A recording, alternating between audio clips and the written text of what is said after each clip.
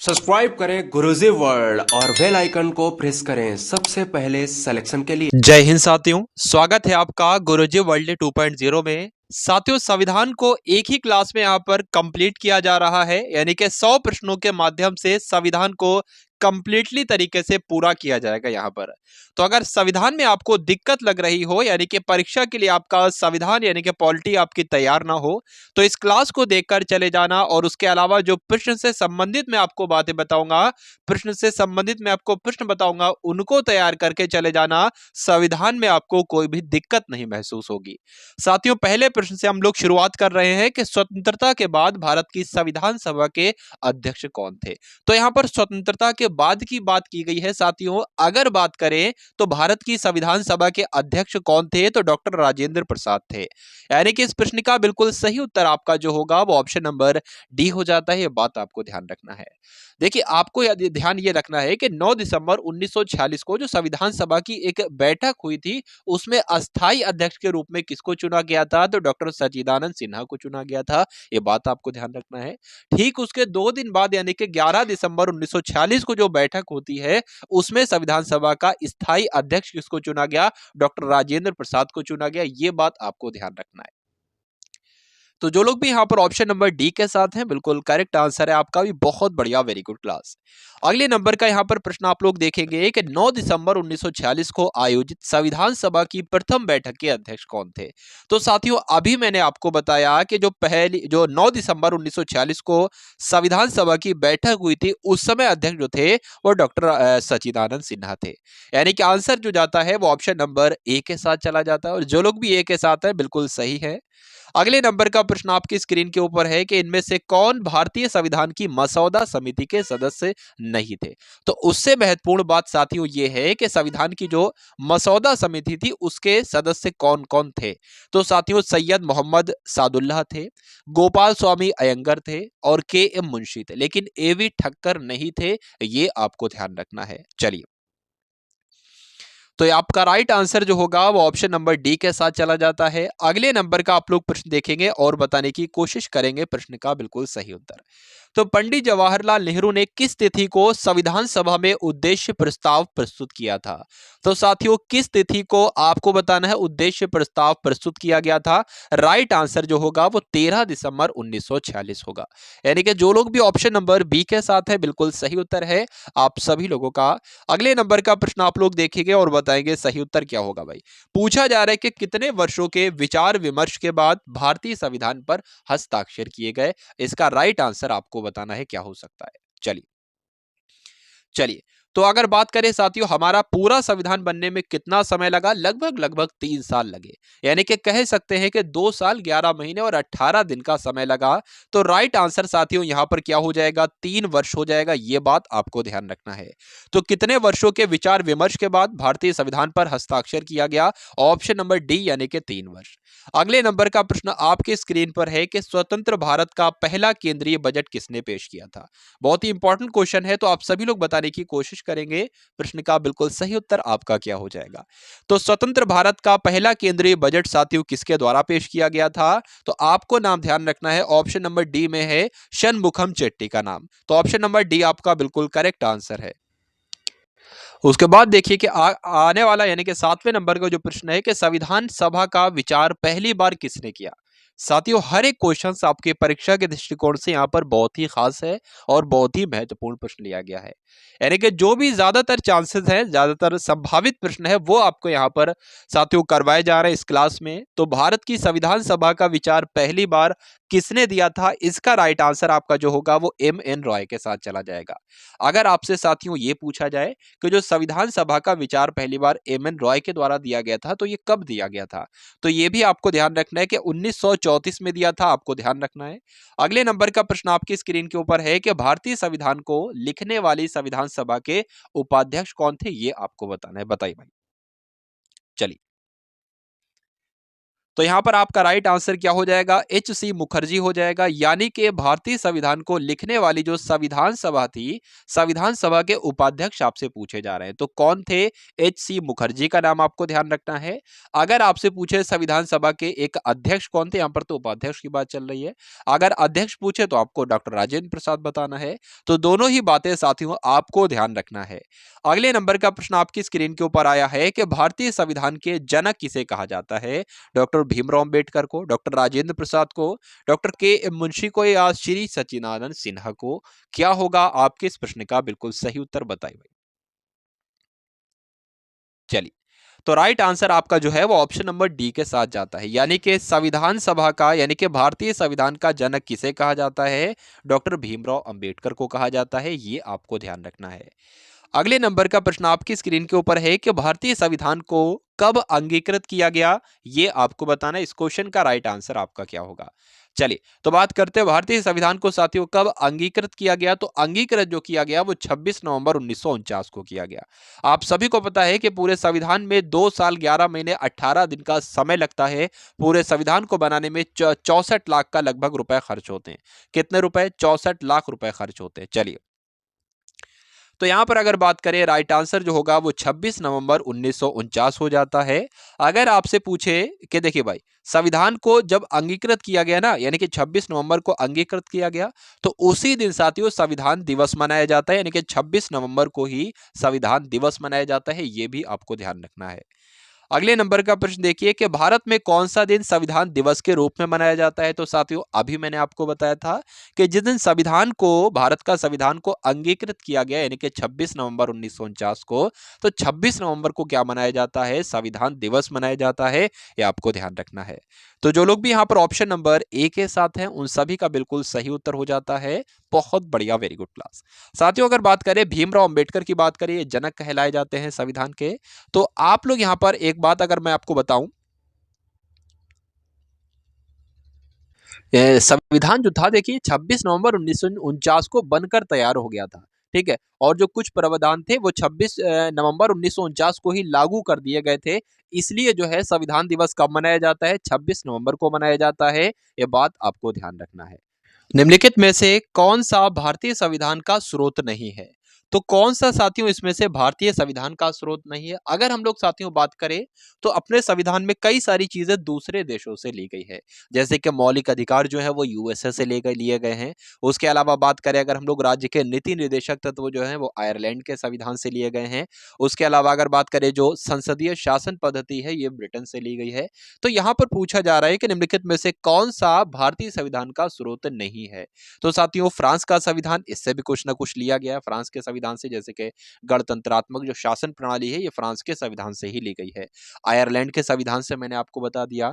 USA के संविधान से क्या लिया गया है? मौलिक अधिकार लिए गए हैं। उसके अलावा जो राष्ट्रपति पर महाअभियोग लगाया जाता है, ये प्रक्रिया भी आपका यूएसए से ही ली गई है। लेकिन डेनमार्क के संविधान से साथियों कुछ भी नहीं लिया गया है। तो यही तो आपका राइट आंसर हो जाता है, यानी कि ऑप्शन नंबर ए। अगला प्रश्न देखिए और बताइए इसका राइट आंसर कि भारतीय संविधान में पंचवर्षीय योजना का प्रावधान किस देश से लिया गया है? बताइए। साथियों, आपको इस क्लास में संविधान यानी कि इंडियन इंडियन पॉलिटी से साथियों सभी क्वेश्चंस, यानी कि हर एक टॉपिक से इस क्वेश्चन, यानी कि इस वीडियो में क्वेश्चंस लिए गए हैं हर एक टॉपिक में। तो भारतीय संविधान में पंचवर्षीय योजनाओं का प्रावधान किस देश से लिया गया है? तो यूएसएसआर से लिया गया है। यह बात आपको ध्यान रखना है। यानी कि आंसर जो जाता है वो ऑप्शन नंबर डी के साथ जाता है। यह बात आपको ध्यान रखना है। अगले नंबर का प्रश्न देखिए, अगर पंचवर्षीय योजनाओं की साथियों बात करें तो पहली पंचवर्षीय योजना कब शुरू की गई थी? 1951 में शुरू की गई थी। अगले नंबर का प्रश्न देखिए कि भारतीय संविधान में मौलिक अधिकार किस संविधान से अंगीकार किए गए हैं? यानी कि किस संविधान से लिए गए हैं? क्या चीज? मौलिक अधिकार। तो अभी साथियों मैंने आपको बताया था, संयुक्त राज्य अमेरिका से साथियों क्या लिए गए हैं? मौलिक अधिकार लिए गए हैं। उसके अलावा साथियों क्या क्या लिए गए हैं ये भी मैंने आपको बताया था कि जो राष्ट्रपति मर पर महाअभियोग लगाया जाता है, ये प्रक्रिया साथियों कहां से ली गई है? तो ये भी तो साथियों अमेरिका से ही ली गई है। चलिए, अगले नंबर का प्रश्न आप लोग देखेंगे और बताने की कोशिश करेंगे राइट आंसर के भारतीय संविधान में शामिल नीति निर्देशक तत्वों की अवधारणा किस देश के संविधान से ली गई है? तो किस देश के संविधान से ली गई है? आपका आंसर जो है वो आयरलैंड के साथ चला जाता है, यानी कि option number C. Next question देखेंगे कि भारतीय संविधान के मौलिक कर्तव्य किस देश के संविधान से लिए गए हैं। तो क्या होगा इस प्रश्न का बिल्कुल सही उत्तर, भारतीय संविधान के जो मौलिक कर्तव्य है साथियों, मूल अधिकार जो है वो तो अमेरिका से लिए गए हैं, लेकिन अगर मौलिक कर्तव्यों की बात करें तो ये रूस से लिए गए हैं, यानी कि सोवियत संघ से लिए गए हैं। तो इस प्रश्न का बिल्कुल सही उत्तर आपका क्या हो जाता है, ऑप्शन नंबर सी हो जाता है। और बात करें अगर मौलिक कर्तव्यों की बात करें तो 42वें संविधान संशोधन के तहत सरदार स्वर्ण सिंह समिति की अनुशंसा पर ही संविधान में मौलिक कर्तव्यों को जोड़ा गया था, यह भी आपको ध्यान रखना है। अगले नंबर का प्रश्न देखिए कि महाराष्ट्र और गुजरात राज्यों का गठन कब हुआ, यह आपसे पूछा जा रहा है, बताने की कोशिश कीजिए इसका राइट आंसर क्या है, बताइए। तो 1960 में साथियों महाराष्ट्र और गुजरात राज्यों का क्या हो गया था, गठन हो गया था, यह बात आपको ध्यान रखना है। अगर बात करें 1963 की तो नागालैंड का गठन कब हुआ था, 1963 में हुआ था। 1966 में साथियों पंजाब और हरियाणा का गठन हुआ था, यह बात भी आपको ध्यान रखना है। उसके बाद देखिए कि भारतीय संविधान यानी कि भारतीय संविधान के निम्नलिखित में से किस अनुच्छेद में लिखा है कि भारत अर्थात इंडिया राज्यों का संघ है। तो क्या होगा इस प्रश्न का बिल्कुल सही उत्तर, बताने की कोशिश कीजिए, बताइए। तो सबसे पहली बात आपको ध्यान रखना है अनुच्छेद 1। अनुच्छेद 1 में क्या लिखा है कि भारत जो है यानी कि इंडिया जो है ये क्या है, राज्यों का एक संघ है। यानी कि आंसर जो जाता है वो ऑप्शन नंबर डी के साथ चला जाता है। बहुत बढ़िया, वेरी गुड क्लास। अगले नंबर का प्रश्न आप सभी लोग देखेंगे और बताने की कोशिश करेंगे कि प्रश्न का बिल्कुल सही उत्तर आपका क्या है, कि भारत के संविधान में निम्न में से किस अनुच्छेद में शिक्षा के अधिकार की व्याख्या की गई है। तो बात करें साथियों शिक्षा के अधिकार की व्याख्या कौन से अनुच्छेद में की गई है, इसका राइट आंसर आपको बताना है, बताइए। तो शिक्षा के अधिकार की व्याख्या जो है वो अनुच्छेद 21 के ए में कही गई है, यानी कि इस प्रश्न का बिल्कुल सही उत्तर आपका ऑप्शन नंबर डी हो जाता है। अगला देखिए कि संविधान के अनुसार किस अनुच्छेद के तहत जीवन की सुरक्षा और व्यक्तिगत स्वाधीनता प्रदान की गई है। तो कौन सा ऐसा अनुच्छेद है जिसके तहत जो है वो जीवन की सुरक्षा और व्यक्तिगत स्वाधीनता प्रदान की गई है, अनुच्छेद 21 के बारे में आपको ध्यान रखना है। तो राइट आंसर जो होगा वो ऑप्शन नंबर बी के साथ चला जाता है। पूछा जा रहा है कि भारतीय संविधान का कौन सा अनुच्छेद उपाधियों के अंत को सुनिश्चित करता है। तो साथियों उपाधियों के अंत की अगर बात करें तो अनुच्छेद 18 है, और स्पृश्यता से संबंधित साथियों कौन सा अनुच्छेद है, अनुच्छेद 17 है, यह बात आपको ध्यान रखना है। अगले नंबर का प्रश्न देखिए कि भारतीय संविधान के किस अनुच्छेद में पंचायतों और स्थानीय निकाय शासन से संबंधित प्रावधान बताए गए हैं। तो साथियों वो कौन सा अनुच्छेद है, वो अनुच्छेद है अनुच्छेद 253। अनुच्छेद 253 नहीं बल्कि अनुच्छेद 243, ये बात आपको ध्यान रखना है।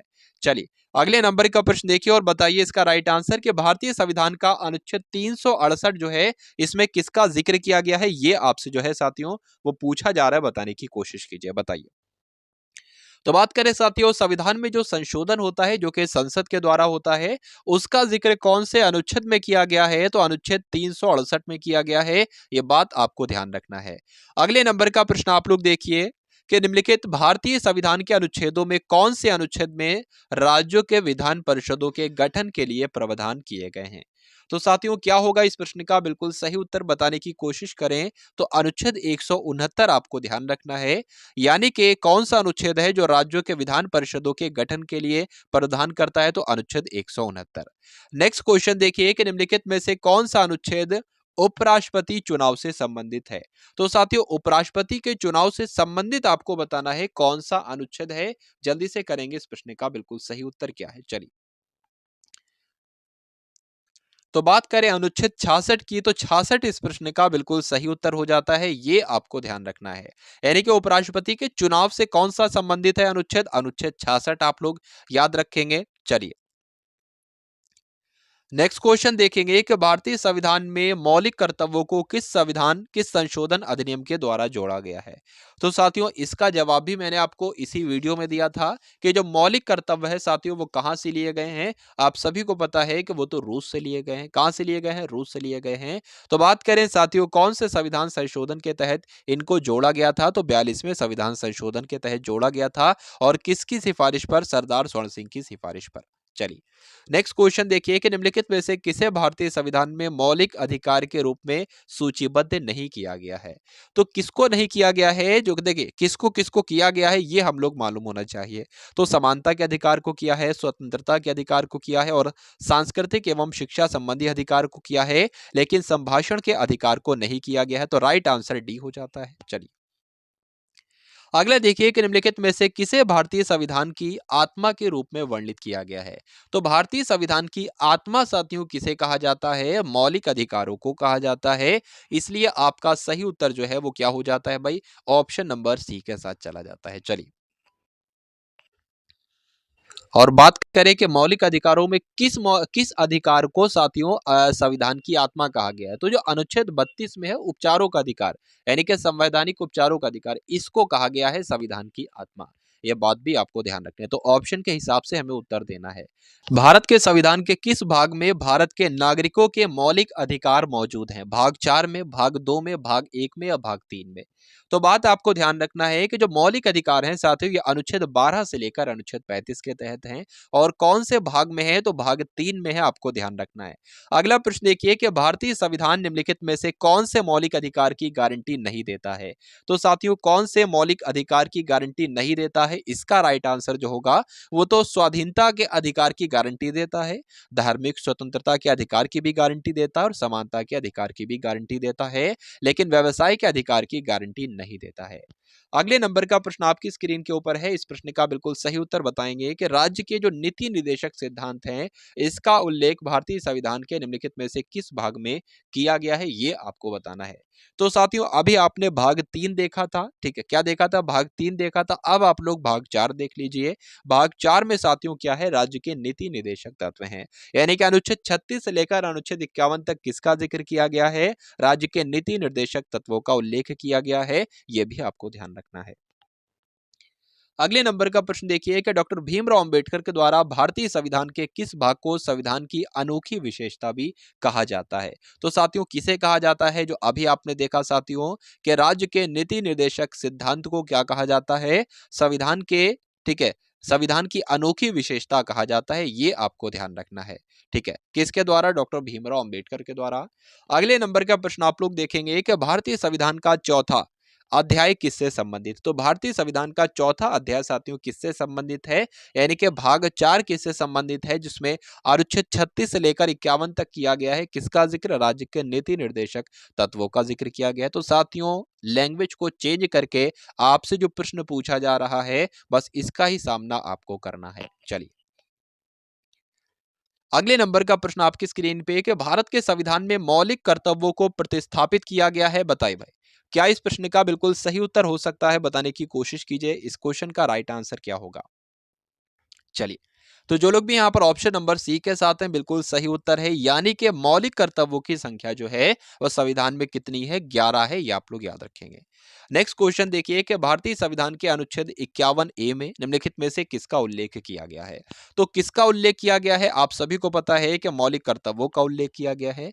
मौलिक कर्तव्यों को किस संविधान से लिया गया है? तो रूस के संविधान से लिया गया है। चलिए, यह बात आपको ध्यान रखना है। चलिए, नेक्स्ट क्वेश्चन देखिए कि भारत के राष्ट्रपति के संबंध में निम्नलिखित में से कौन सा सत्य नहीं है? ये आपको बताना है। तो साथियों, बात करें भारत के राष्ट्रपति के संबंध में, इनमें से कौन सा सत्य नहीं है? तो कौन सा सत्य नहीं है कि वह प्रधानमंत्री और मंत्रालयों की परिषद की नियुक्ति करता है? बिल्कुल सही। राष्ट्रपति जो होता है देश का प्रथम नागरिक होता है? बिल्कुल सही। वह रक्षा बलों के सर्वोच्च कमांडर होता है? बिल्कुल सही। वह राष्ट्रीय आपातकाल की घोषणा नहीं करता, यह गलत हो जाएगी, क्योंकि राष्ट्रीय आपातकाल की घोषणा करता है, ये होना चाहिए। तो कौन सा सत्य नहीं है? ऑप्शन नंबर डी वाला सत्य नहीं है, तो यही आपका राइट आंसर हो जाता है।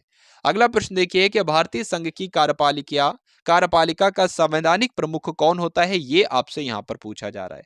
तो साथियों, कौन होता है? राष्ट्रपति होते हैं। प्रश्न का बिल्कुल सही उत्तर ऑप्शन नंबर बी हो जाता है। चलिए भाई, अगले नंबर का प्रश्न है कि भारतीय संसद के प्रत्येक सदन को बुलाने और स्थगित करने का अधिकार किसे है? तो क्या होगा? बताने की कोशिश कीजिए इसका राइट आंसर साथियों। देखिए, भारतीय संसद के प्रत्येक सदन को वो बुला भी सकता है और उसको स्थगित भी कर सकता है। तो साथियों, ये अधिकार तो सिर्फ राष्ट्रपति को है। किसको है ये अधिकार? साथियों, राष्ट्रपति को है। ये आपको ध्यान रखना है। चलिए, अगले नंबर का प्रश्न है कि भारत के राष्ट्रपति के महाअभियोग की प्रक्रिया भारतीय संविधान के कौन से अनुच्छेद में उल्लिखित की गई है? यह आपसे पूछा जा रहा है, बताइए। चलिए, तो क्या इस प्रश्न का बिल्कुल सही उत्तर हो सकता है? अगर बात करें साथियों अनुच्छेद 61 की, तो अनुच्छेद 61 के बारे में आपको ध्यान रखना है। क्या ध्यान रखना है कि राष्ट्रपति पर जो महाअभियोग की प्रक्रिया होती है वो संविधान के अनुच्छेद 61 में निहित है। चलिए अगले नंबर का प्रश्न देखिए कि भारतीय संविधान के किस अनुच्छेद में राष्ट्रपति पर महाअभियोग लाने की प्रक्रिया प्रदान की गई है? तो साथियों क्या होगा इसका राइट आंसर? फटाफट कमेंट सेक्शन में आप लोग बताने की कोशिश करेंगे इसका राइट आंसर क्या है। चलिए तो 61 की बात करें साथियों, यहां पर वही लौट घूम के थोड़ी सी लैंग्वेज को चेंज कर दिया गया शायद, कि राष्ट्रपति पर महाभियोग लाने की प्रक्रिया जो है ये तो अनुच्छेद 61 में है। इस प्रकार आपका right answer option number B हो जाता है। नेक्स्ट क्वेश्चन देखिए कि भारत के राष्ट्रपति को शपथ कौन दिलाता है? तो भारत के राष्ट्रपति की बात करें, भारत के राष्ट्रपति को शपथ कौन दिलाता है ये आपसे पूछा जा रहा है। तो भारत के राष्ट्रपति को जो शपथ दिलाई जाती है उसका जिक्र अनुच्छेद 60 में किया गया है। कहां पर किया गया है? अनुच्छेद 60 में किया गया है। और कौन शपथ दिलाते हैं? तो भारत के मुख्य न्यायाधीश के द्वारा शपथ दिलाई जाती है, ये आपको ध्यान रखना है। नेक्स्ट क्वेश्चन देखिए कि निम्नलिखित में से किसे भारत के राष्ट्रपति के द्वारा नियुक्त नहीं किया जाता है? तो साथियों किसे नियुक्त नहीं किया जाता है, उससे महत्वपूर्ण बात यह है कि किसे किसे नियुक्त किया जाता है। तो बात करें राज्यों के राज्यपाल को नियुक्त किया जाता है, बिल्कुल भारत के मुख्य न्यायाधीश को भी किया जाता है और उच्च न्यायालय के न्यायाधीश को भी किया जाता है। लेकिन जो राज्यों के मुख्यमंत्री होते हैं इनको नहीं किया जाता है, राष्ट्रपति इनको नहीं करते हैं। ठीक है, तो राइट आंसर जो होगा वो ए के साथ चला जाता है। अगले नंबर का प्रश्न देखिए कि भारत की पहली महिला राष्ट्रपति कौन थी? बताइए भारत की जो पहली महिला राष्ट्रपति थी वो कौन थी, आपसे पूछा जा रहा है, बताने की कोशिश करेंगे इसका राइट आंसर। तो प्रतिभा देवी सिंह पाटिल आप सभी लोग जानते होंगे, तो right answer option number A हो जाता है। अगर पूछे कि इनका साथियों, अगर आपसे ये पूछ लिया जाए कि वर्तमान समय में कौन है, तो एक बार वर्तमान समय में आप लोग बताइएगा, जो कि दूसरे नंबर की हैं साथियों। नेक्स्ट क्वेश्चन देखेंगे, बताएंगे इसका राइट आंसर कि भारत के संविधान के अनुसार संघ के रक्षा बलों का प्रमुख कौन होता है? तो संघ के रक्षा बलों का साथियों प्रमुख कौन होता है? आप सभी लोग भली भांति जानते हैं कि जो संघ के रक्षा बलों का प्रमुख होता है वो राष्ट्रपति होते हैं। कौन होते हैं? राष्ट्रपति होते हैं। प्रश्न का बिल्कुल सही उत्तर आपका ऑप्शन नंबर बी के साथ चला जाता है। नेक्स्ट क्वेश्चन देखेंगे कि भारत के किस राष्ट्रपति को मिसाइल मैन के नाम से जाना जाता है? किस नाम को, यानी कि किसको मिसाइल मैन के नाम से जाना जाता है, ये आपसे साथियों पूछा जा रहा है। चलिए तो साथियों बात आपको ध्यान रखना है, डॉक्टर एपीजे अब्दुल कलाम इनका नाम है और इनको साथियों क्या कहा जाता है? मिसाइल मैन के नाम से इनको जाना जाता है। नेक्स्ट क्वेश्चन देखिए कि भारत के राष्ट्रपति बनने से पहले इनमें से किसे भारत रत्न पुरस्कार से सम्मानित किया गया था? इंपॉर्टेंट क्वेश्चन है, इसका राइट आंसर आपको बताना है क्या हो सकता है राइट आंसर। तो भारत के राष्ट्रपति बनने से पहले किसको, यहां पर ऑप्शन नंबर यहां पर सी में लिखा हुआ है, ठीक है, राधा कृष्णन को। किसको साथियों? राधा कृष्णन को क्या किया गया था? आप सभी लोग याद रखेंगे कि भारत रत्न से सम्मानित किया गया था। यह बात आपको ध्यान रखना है। इनको कब दिया गया था? तो 1954 में साथियों इनको दिया गया था, यह भी आप लोग याद रखेंगे। अगला प्रश्न देखिए और बताने की कोशिश कीजिए इस प्रश्न का सही उत्तर आपका क्या होगा कि निम्नलिखित में से किस पूर्व भारतीय राष्ट्रपति ने सबसे कम अवधि के लिए पदभार संभाला? यानी कि उन राष्ट्रपति का नाम आपको बताना है साथियों जिन्होंने सबसे कम समय के लिए जो राष्ट्रपति के पद पर बने रहे। तो साथियों उनका नाम क्या था? जो भारत के तीसरे नंबर के राष्ट्रपति थे डॉक्टर जाकिर नायक, ये इनका सबसे कम कार्यकाल रहा है। ठीक है, तो राइट आंसर जो होगा वो ऑप्शन नंबर ए के साथ चला जाता है, यानी कि जाकिर हुसैन के साथ। नेक्स्ट क्वेश्चन देखिए और बताने की कोशिश कीजिए इसका राइट आंसर आपका क्या होगा, बताइए।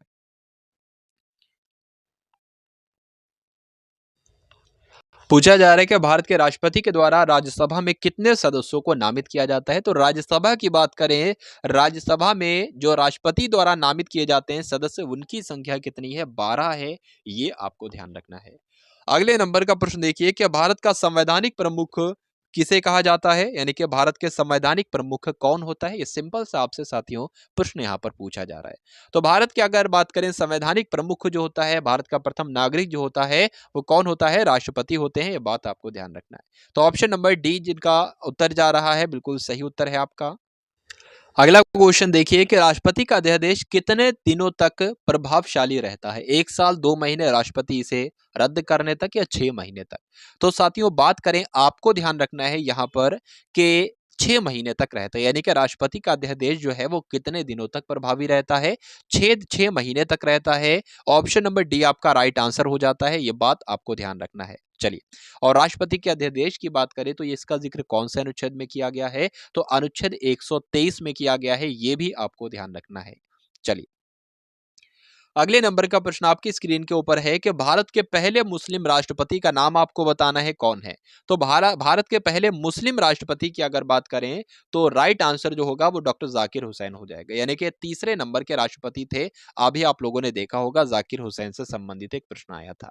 चलिए, तो जिनका उत्तर जो लोग भी ऑप्शन नंबर बी के साथ हैं, बिल्कुल सही उत्तर है आपका। अगला प्रश्न देखिए कि भारतीय संविधान के अनुसार भारत के उपराष्ट्रपति का चुनाव के बारे में आपको बताना है। इंपॉर्टेंट क्वेश्चन है साथियों आपकी स्क्रीन के ऊपर। चलिए, तो भारत के राष्ट्रपति द्वारा होता है, यानी कि उपराष्ट्रपति का जो चुनाव होता है क्या भारत के राष्ट्रपति के द्वारा होता है? बिल्कुल नहीं। संसद के दोनों सदनों यानी कि लोकसभा राज्यसभा के सदस्यों द्वारा होता है? बिल्कुल सही भाई।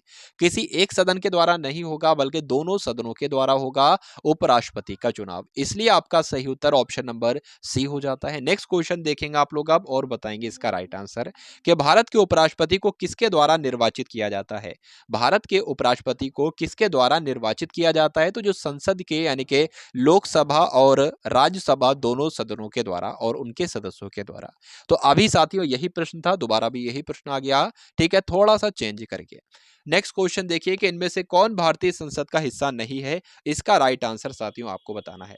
देखिए, बात करें संसद के 3 अभिन्न अंग होते हैं। कितने साथियों? संसद के 3 अभिन्न अंग होते हैं। कौन-कौन? जैसे कि राष्ट्रपति हो गया, लोकसभा हो गया और राज्यसभा हो गया। इसलिए इसका राइट आंसर जो होगा वो ऑप्शन नंबर सी के साथ चला जाएगा। ये बात आपको ध्यान रखना है। नेक्स्ट क्वेश्चन देखिए और बताइए इसका राइट आंसर कि भारतीय संविधान के गणतांत्रिक होने का कारण क्या है? ये आपसे पूछा जा रहा है। बताइए। जल्दी से आप सभी लोग अपने मन में इसका राइट आंसर बताने की कोशिश करेंगे। तो साथियों इसका मतलब जो है आप सभी लोग ध्यान रखेंगे कि एक निर्वाचित संसद के लिए प्रदान करना, यानी कि निर्वाचित संसद के लिए प्रदान करना, ये आपको ध्यान रखना है। अगला प्रश्न देखिए और बताइए इसका राइट आंसर आपका जो होगा वो क्या होगा कि स्वतंत्र भारत की पहली निर्वाचित संसद कब से अस्तित्व में आई। साथियों इंपॉर्टेंट क्वेश्चन है, आपसे परीक्षा में प्रश्न पूछा जा सकता है। तो राइट आंसर जो होगा वो ऑप्शन नंबर डी हो जाता है, यानी कि आपको ध्यान रखना है यहाँ पर कि स्वतंत्र भारत की पहली निर्वाचित संसद कब से अस्तित्व में आई? 1952 से अस्तित्व में आई।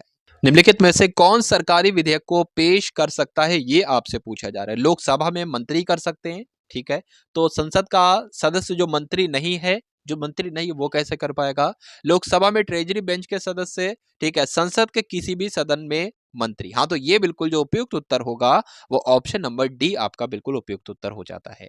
अगले नंबर का प्रश्न आपकी स्क्रीन के ऊपर है। यहां पर आपको बताना है कि निम्नलिखित में से कौन सा भारतीय संसद का एक अंग नहीं है। तो साथियों अभी मैंने आपको बताया था 3 अंग होते हैं। कौन-कौन से? राष्ट्रपति, राज्यसभा और लोकसभा। तो राज्य की विधानसभा इसका राइट आंसर हो जाएगा क्योंकि ये संसद का अंग नहीं होता है। नेक्स्ट क्वेश्चन देखेंगे और बताने की कोशिश करेंगे इस प्रश्न का बिल्कुल सही उत्तर आपका क्या हो जाता है, बताइए। तो भारतीय संसद का उच्च सदन के बारे में आपसे पूछा जा रहा है भाई, उच्च सदन कौन सा होता है? राज्यसभा होती है।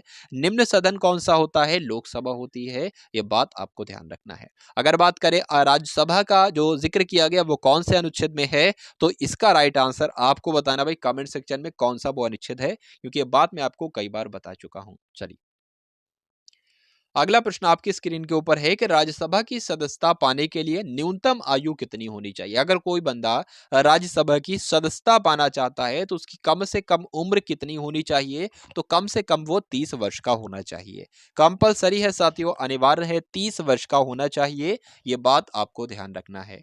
अगले नंबर का प्रश्न आप लोग देखेंगे कि भारत के वित्त मंत्री के द्वारा जो केंद्रीय बजट है ये प्रस्तुत किया जाता है। बताइए ये कहाँ प्रस्तुत किया जाता है? ये आपसे साथियों पूछा जा रहा है। चलिए, तो कहां प्रस्तुत किया जाता है? लोकसभा में प्रस्तुत किया जाता है, ये बात आपको ध्यान रखना है। चलिए, नेक्स्ट क्वेश्चन देखेंगे और बताएंगे इसका राइट आंसर कि किसी भी विधेयक को धन विधेयक घोषित करने का निर्णय कौन लेता है। इसका राइट आंसर साथियों क्या होगा? तो सिंपल सा आंसर है कि अगर कोई विधेयक धन विधेयक है या नहीं, तो ये लोकसभा के अध्यक्ष के द्वारा निर्णय लिया जाता है। कई बार साथियों ये प्रश्न परीक्षा में पूछा जा चुका है। नेक्स्ट क्वेश्चन देखिए कि भारत के संविधान का कौन सा अनुच्छेद राज्यपाल की नियुक्ति से संबंधित है। तो साथियों राज्यपाल की नियुक्ति का जिक्र आ गया है यहाँ पर, तो बताने की कोशिश करेंगे इस प्रश्न का बिल्कुल सही उत्तर आपका जो होगा वो किसके साथ चला जाएगा। और क्लास को एक बार शेयर कर देंगे आप सभी लोग, अगर आपने शेयर नहीं किया हो। तो राज्यपाल की नियुक्ति से संबंधित कौन सा अनुच्छेद है? अनुच्छेद 155 है, यह बात आपको ध्यान रखना है। अगला क्वेश्चन देखिए और बताने की कोशिश कीजिए राइट आंसर क्या होगा कि भारतीय संविधान के अनुसार इनमें से कौन सा राज्य के राज्यपाल की नियुक्ति का पात्रता मापदंड नहीं है, बताइए। चलिए, तो अच्छा प्रश्न है साथियों, बताने की कोशिश करेंगे इस प्रश्न का बिल्कुल सही उत्तर क्या हो सकता है, बताइए भाई। देखिए, अगर हम लोग बात करें साथियों अनुच्छेद 157 की और अनुच्छेद 158 की, तो इसमें किसका जिक्र किया गया है? राज्यपाल के पद के लिए जो पात्रता होती है उसका जिक्र किया गया अनुच्छेद 157 में भी और अनुच्छेद 158 में भी।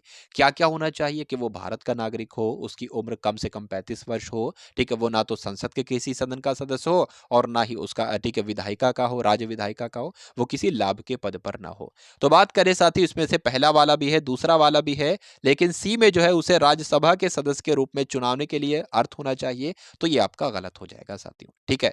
अगले नंबर का प्रश्न आप लोग देखिए और बताइए इसका राइट आंसर क्या होगा कि भारत में किसी राज्य के राज्यपाल के रूप में नियुक्त नियुक्त के लिए निर्धारित न्यूनतम आयु बताएं, यानी कि राज्य के राज्यपाल की न्यूनतम आयु आपसे पूछी जा रही है, क्या हो सकती है, बताइए।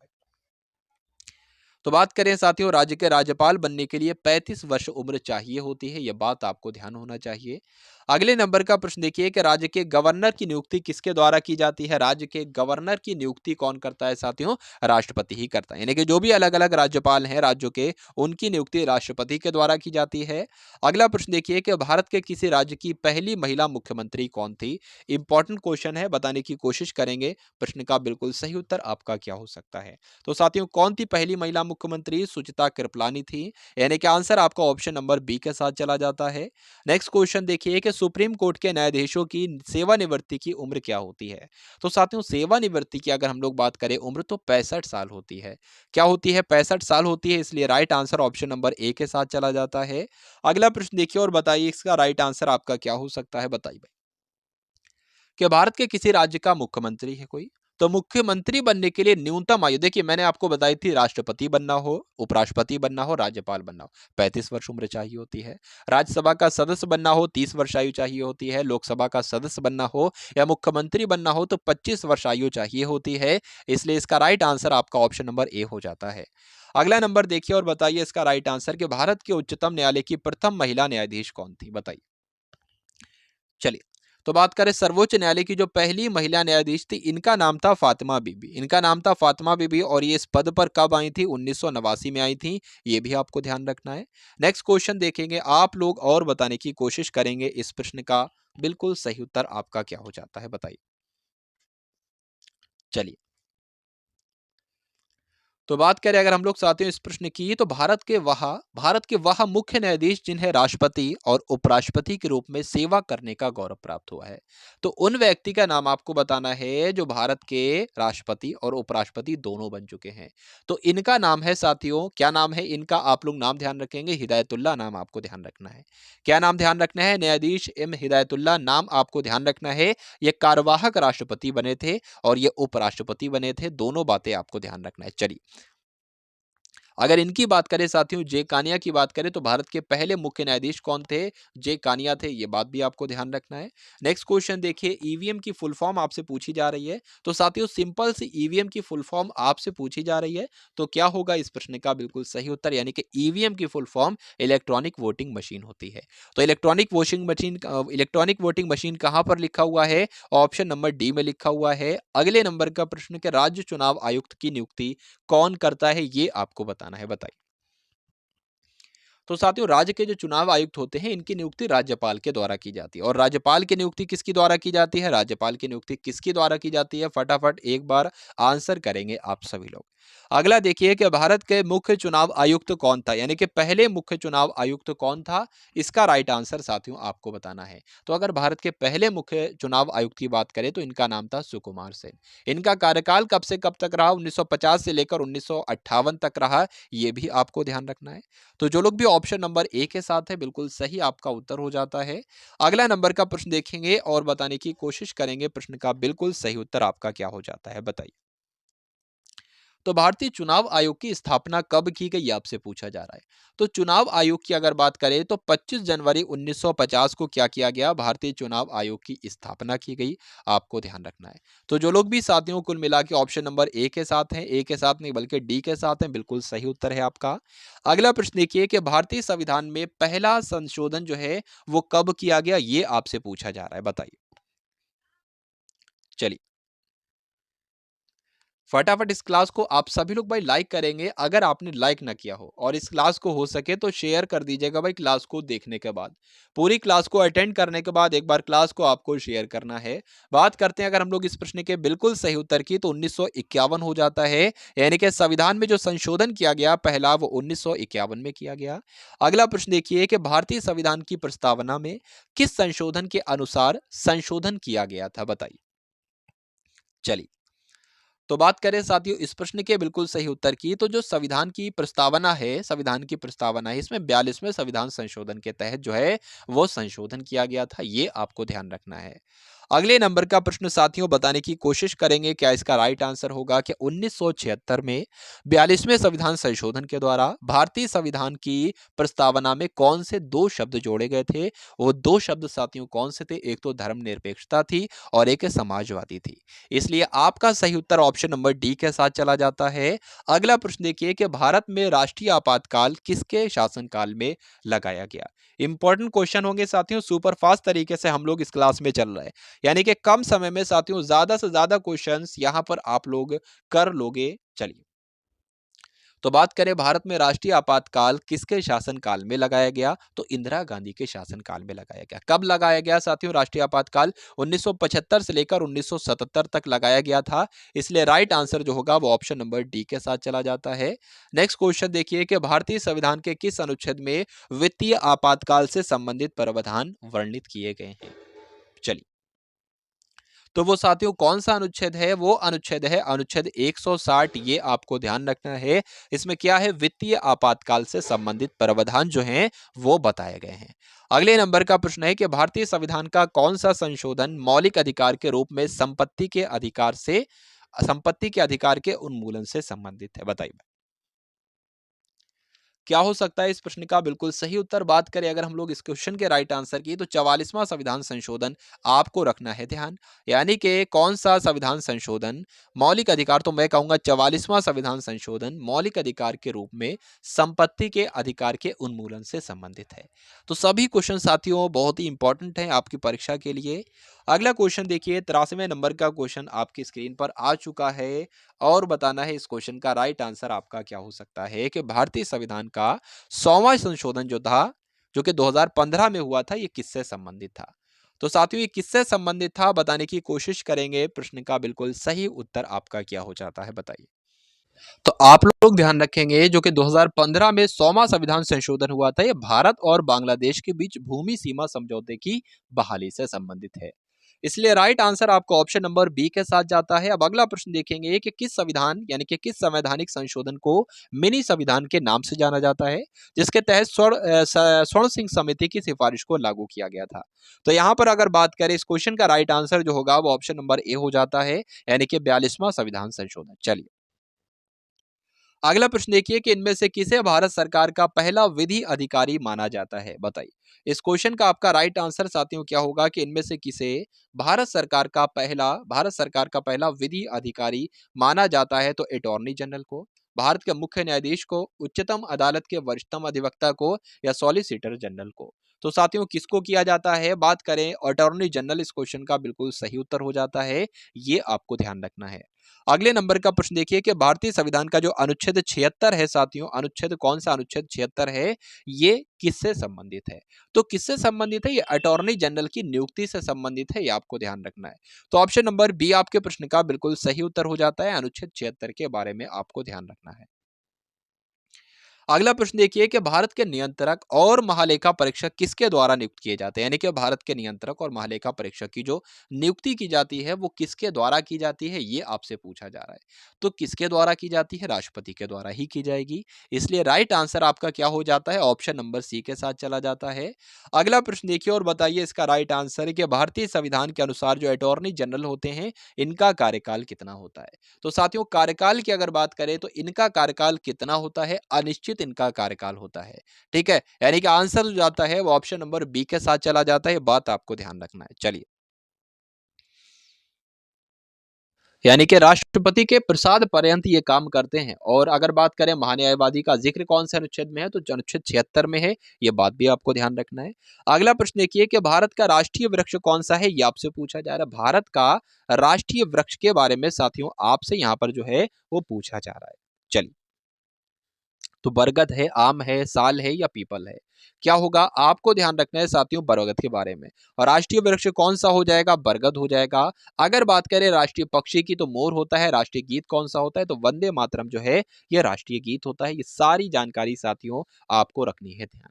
अब बात करेंगे हम लोग अगले प्रश्न की कि आम आदमी पार्टी का गठन कब किया गया? तो आम आदमी पार्टी का गठन साथियों 2012 में किया गया था। कब किया गया था? 2012 में किया गया था। 26 नवंबर 2012 में किया गया था। कहां पर किया गया था? दिल्ली में किया गया था।